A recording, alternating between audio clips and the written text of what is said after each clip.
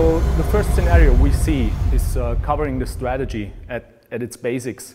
So it's just a verbal confrontation, a violent verbal confrontation, and we see the overall strategic goal that if it's anyhow possible not to be involved in those physical attacks, just leave the scene. Okay, we check it out.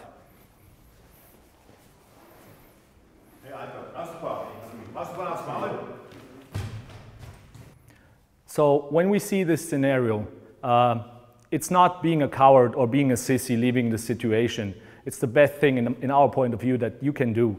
So don't hesitate to leave the scene, run away if you see maybe I can't handle it, or even if you think you can handle it, just try to leave the scene. That's the overall strategic goal. Now what we take a look at is how we do train those situations, or how we do train for the pre-conflict zone. What to do with your hands, what to do with your image, how you look, how you present yourself, and what you do with your platform, which can cause or gives you an advantage if the physical attack finally really starts. But now for us in the pre-conflict cycle, what to do with your structure to prepare yourself for maybe a violent confrontation. What we want to show you now is a couple of non-combative positions relevant or analogy to your level of awareness.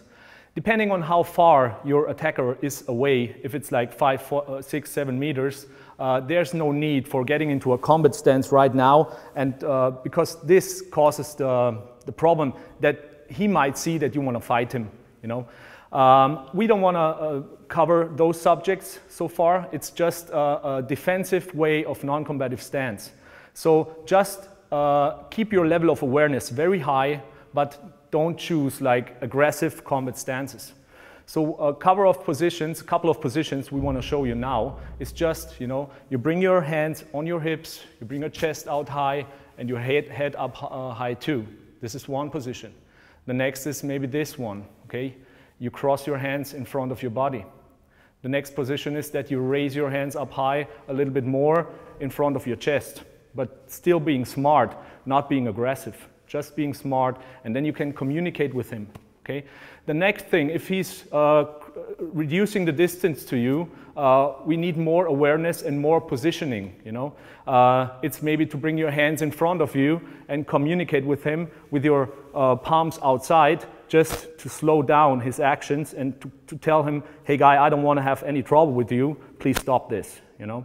And if he's creating or increasing the distance more, he's coming very close to us, we bring in from our point of view, a more emotional psychology, higher structure, you know, that we really go into a position which is still defensive, but it's still active, ready to go if we have to.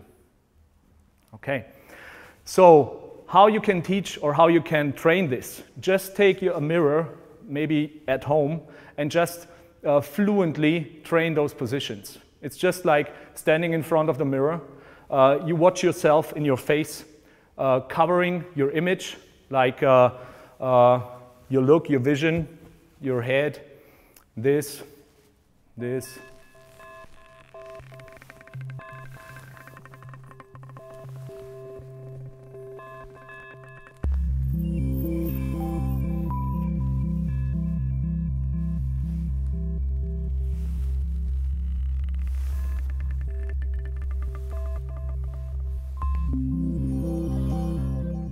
What we have already done in the dry drills, now we train it with the partner. Depending on his distance, we try to cover all those non-combative stance positions.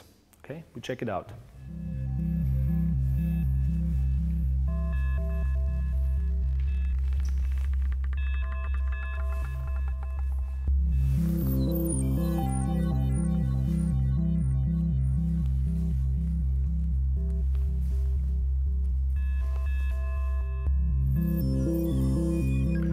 What we take now is the last drill, and now we do it in a more fluent motion, just to keep connected all the positions we try to train.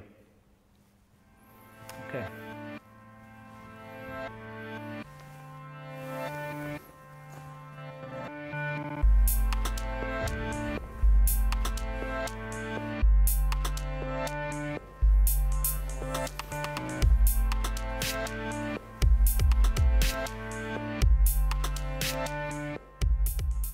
So now we do the drill in the last version.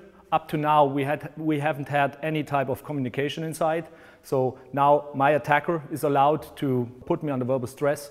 And I try to work with my image, with my body language, and with my hand position, and my structure, also with my platform. Okay, we try and check this out. Hallo? Hey, komm mal ein bisschen runter. Hey, komm mal ein bisschen runter. Bleib zurück! Einfach locker bleiben, okay? Alles klar. Okay. So, one of the last points is that you finally get it into a real life scenario, just to close the gap, the reality gap that you always have in the training environment. Now we take a look at the last scenario to that subject. While we put up on top, we put the strategic goal. So what we covered in the beginning of the material, what's your strategic goal? It's maybe to leave the scene if it's not possible and not needed to fight your opponent. Okay, we try to do this. So first of all, somebody in the street, he's putting stress on you while he's contacting you verbally.